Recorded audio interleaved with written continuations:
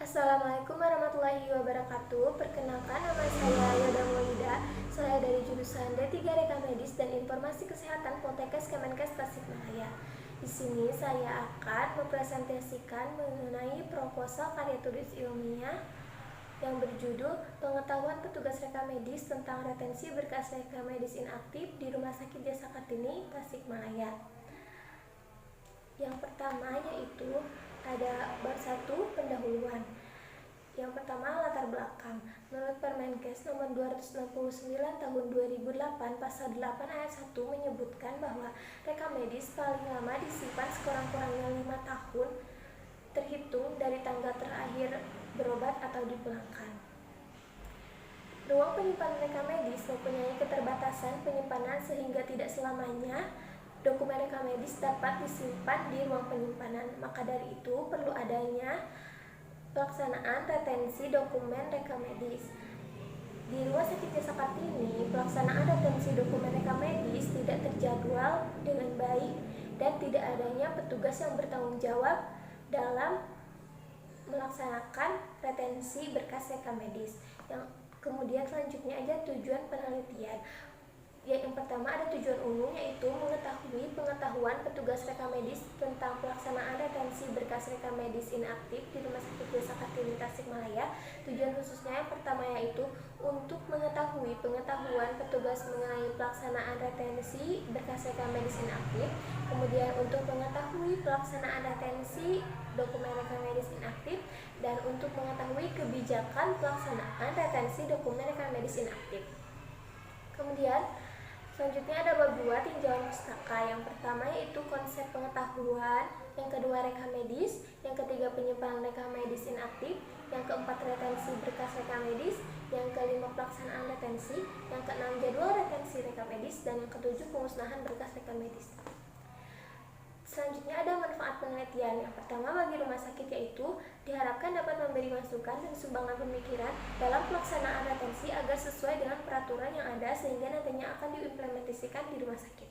Kemudian bagi institusi pendidikan yaitu memberi masukan materi yang berharga sebagai sumber pembelajaran bagi pendidikan mahasiswa D3 Reka Medis dan Informasi Kesehatan. Kemudian selanjutnya bagi peneliti yaitu memberi tambahan ilmu pengetahuan yang dapat dipakai sehingga peneliti dapat memperoleh perbedaan antara apa yang dipelajari di kampus dengan apa yang ada di rumah sakit atau di lapangan.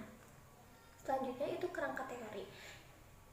Dalam pengetahuan petugas reka medis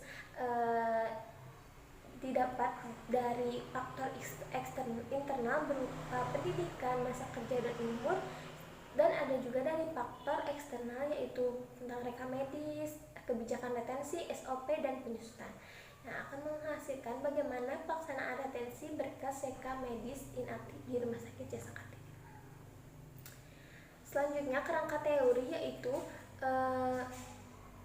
dalam kerangka teori ini disebutkan bahwa dalam penelitian ini maka akan dapat mengetahui petugas dalam pelaksanaan retensi berkas reka medis inaktif jika semakin baiknya pelaksanaan retensi berkas reka medis oleh pihak rumah sakit terhadap petugas reka medis, maka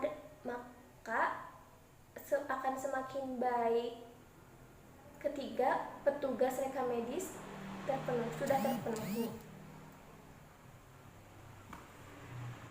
Selanjutnya yaitu bab 3 metodologi penelitian. Yang pertama yaitu jenis penelitian. Jenis penelitian ini adalah analisis kuantitatif. Kemudian tempat dan waktunya itu di Rumah Sakit Jasa Kartini Tasikmalaya. Kemudian untuk desain penelitian, pada penelitian ini menggunakan desain deskriptif kuantitatif. Kemudian selanjutnya ada subjek penelitian. Yang pertama populasi. Populasi dalam penelitian ini adalah petugas reka medis yang berjumlah 14 orang.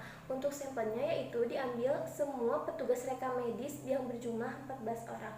Teknik sampingnya yaitu dengan pengambilan sampel dalam penelitian ini menggunakan teknik total sampling. Selanjutnya ada identifikasi variabel penelitian. Variabel yang akan diambil oleh peneliti adalah pengetahuan petugas reka medis tentang retensi berkas reka medis inaktif. Kemudian ada definisi operasional, yaitu pengetahuan petugas reka medis. Definisi operasionalnya pengetahuan yang dimiliki oleh petugas reka medis mengenai retensi berkas reka medis dengan cara cara ukurnya angket dengan alat ukurnya lembar kuesioner dengan hasil ukurnya baik apabila di skornya 75% sampai 100%, cukup baik bila skornya 56 sampai 75%, dan kurang baik apabila skornya kurang dari 56%. Bila skala ukurnya alginam. Kemudian selanjutnya yaitu instrumen dan cara pengumpulan data. Instrumen yang digunakan dalam penelitian ini adalah menggunakan instrumen kuesioner atau angket yang akan diberikan kepada petugas rekam medis. Selanjutnya itu pengolahan data. Yang pertama ada editing, yaitu memeriksa kembali kelengkapan pengisian kuesioner. Kemudian yang kedua yaitu ada coding. Coding di sini ada pengkodean jawaban seperti baik apabila nilainya 75 sampai 100%, cukup baik apabila nilainya 65 sampai 75%. Kemudian yang ketiga ada entry, dengan memasukkan hasil jawaban responden yang telah diolah ke dalam komputer. Kemudian yang keempat yaitu processing, dengan kegiatan pengolahan data yang diolah dalam aplikasi yang digunakan. Kemudian yang selanjutnya ada cleaning, yaitu proses pengecekan jawaban apakah sudah sesuai dengan jawaban responden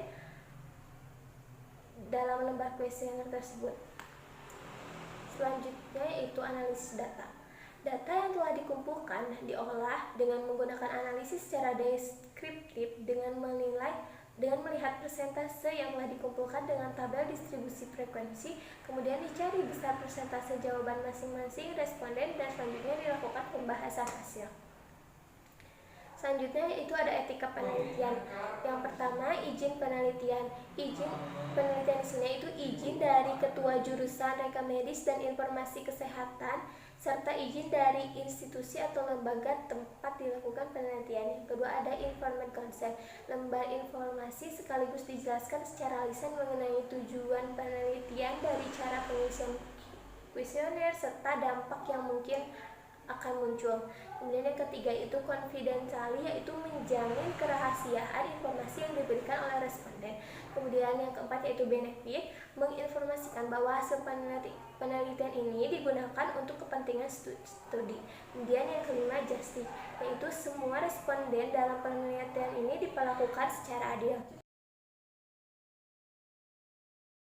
Sekian presentasi yang dapat saya sampaikan. Mohon maaf apabila banyak kesalahan. Wabillahi taufiq wal hidayah. Wassalamualaikum warahmatullahi wabarakatuh.